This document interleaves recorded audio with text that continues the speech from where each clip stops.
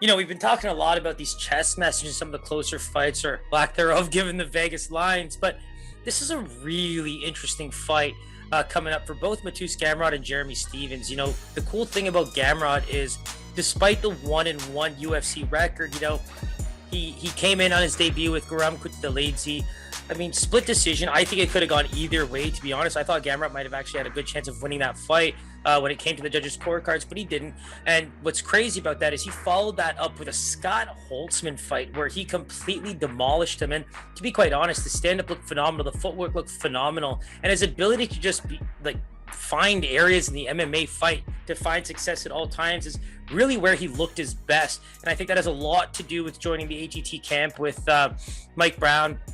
I think these are all the things that really culminate into, what the new age of fighters are looking like. Great bases, and then going to some of these primo camps with top of the line coaches.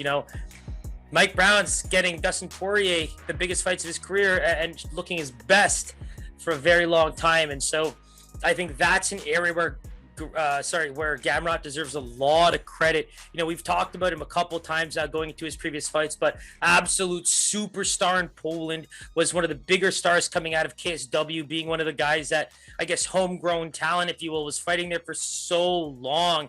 And I think that was why he just, was a guy that everybody loved so much, because, he really was kind of born in Poland, raised in Poland, and then raised by KSW. So ran the championship life, had all of those big things, go for him. And now, really good start to the UFC career. I think the first fight is just a great telling of where things need to be, and he made the right adjustments very quickly. The cool thing about this is Jeremy Stephens is now moving up to lightweight for good. We should have already seen him fight at lightweight, but unfortunately, 2 fights falling out. We haven't even seen him fight since 2019. The Arnold Allen fight fell through because of Jeremy Stephens getting injured, but then obviously we know the controversial situation with the Klose fight where, both of them made weight. They went into the face-offs, and then Jeremy just shoved him so quickly out of nowhere. And you can actually see Klose kind of really stumbled and shocked by it, but also clearly something was affecting him there. And he ends up pulling out of the fight and going to the hospital. So I'm sure Jeremy Stephens was crushed by that, not just because he didn't get to fight, but man, he just really looks like a piece of shit in that. And I hate to say it, but I mean, it's probably one of the worst things I've seen someone do at a weigh-in. And that basically has changed the game and how close they're allowed to get. Dana White now yelling at Sean Shelby and also himself to just make sure they're always in the right place to make sure that doesn't happen. And so, going into the more technical aspects of this game, I think you can see Gamrot's confidence getting to where it needs to be to fight some of the best in the UFC.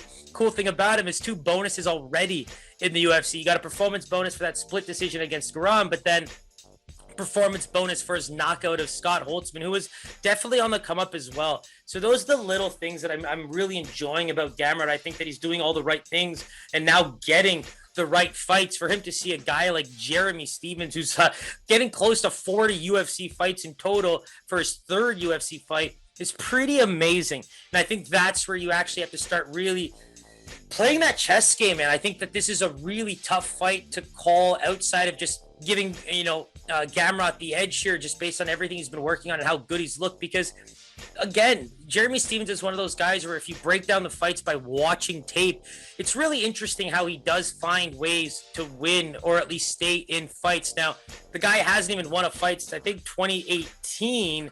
And the big thing for me is, where he's been fighting since. You got the Jose Aldo, Zabit, Yair, and Calvin Kattar most recently, where he missed weight by a large margin, which has pushed him into the lightweight division now. But only losing to some of the biggest names this sport has ever seen. And frankly, he recovers very well for a guy who can get knocked. He got knocked by Josh Emmett in his most recent win in 2018 and came back and knocked him out himself. I mean, even in that Kattar fight, he got rocked pretty badly, but the ground and pound that followed up was, I think, what really ended Jeremy, because there's an elbow that lands that just opens up a huge gash on his head.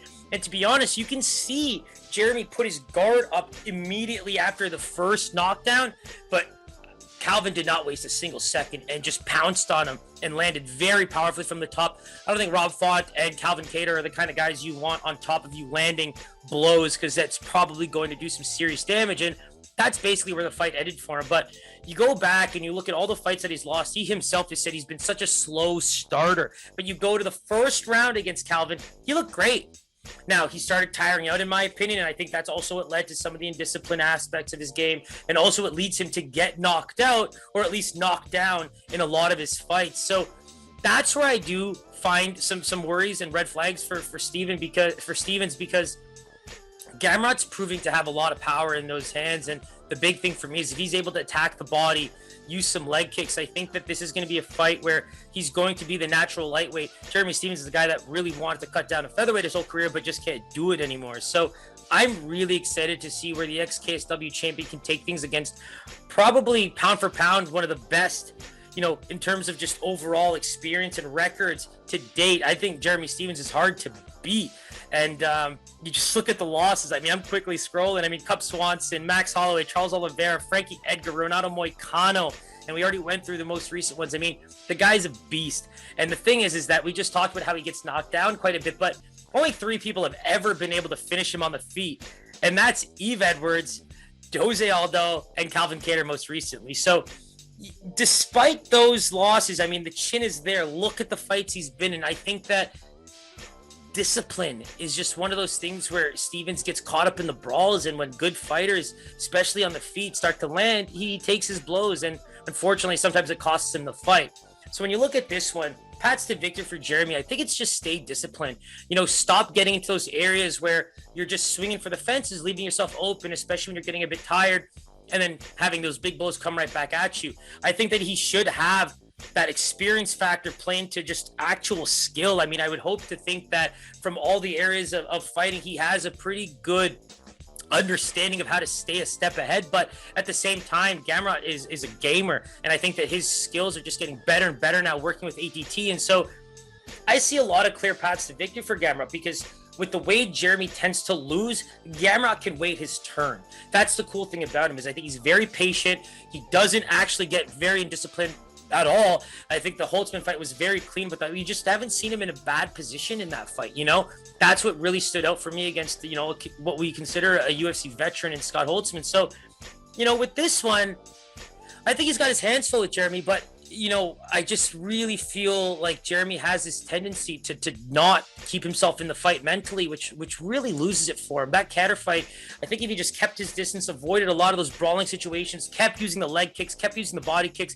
We've seen the kind of damage that Calvin can take in that Max Holloway fight. So it's just for him to get into Calvin Kattar's areas of where he really succeeds, kind of played very badly for him. And so going back to where he needs to keep things, I think the leg kicks, using the strikes in a more, conservative way where he's setting things up and not brawling so much. I think he just gets so hungry for that finish that it tends to put him in bad positions. And against a guy like Gamrot, who tends to wear his size fairly well, good footwork, that's going to cause a lot of problems. And so it's tough when you see a record like this to even assume that he should get closer in the odds, because I really believe that Gamrot, based on, recent fight tape, record, all of that stuff, is going to be the favorite here, because it's just really hard to take, a fighter that hasn't won since 2018 with now, 4 losses, 3 canceled bouts, and a no contest against Yair. It's very tough to see that. So despite seeing some clear paths to victory for him, where he can stay disciplined, fill out those kicks, and really make him work for the takedowns, and also some of the combos that Gamrot has now looked to throw, that's where Jeremy Stevens can have success. And if he grinds out that 3-round victory like he normally does, you can probably see some success over the course of 3 rounds. But outside of that, man, I think it's kind of close. But again, we're going to give that edge to Gamrot. Let's take a look at the lines.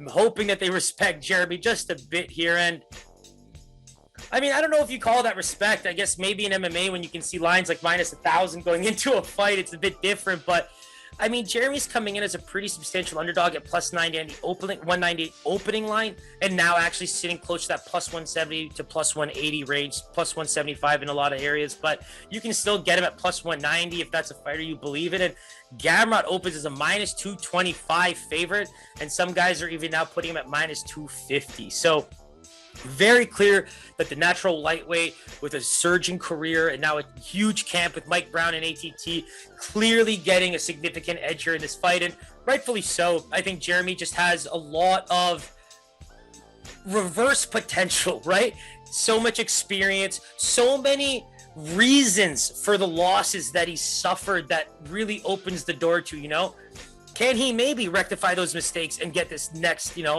one last opportunity to kind of go for gold at 155, despite having so much success earlier in his career with featherweights. But I'm excited to see what he can do just because it's Jeremy Stephens and all of his fights are very exciting. But it would be tough to see him lose 5 straight, especially in the UFC. It makes you think what would happen after that. And best of luck to both guys. I think that one's going to be hella fun and probably the real candidate for fight of the night, just because a lot of these other ones, it could be so lopsided that maybe it lands in a performance instead. This is one where unless a guy gets a crazy good finish in the first, which I think is kind of tough, especially with Jeremy really forcing himself to be a better fighter in the first rounds and not falling behind, I think that's where you're going to see so much excitement going into this fight.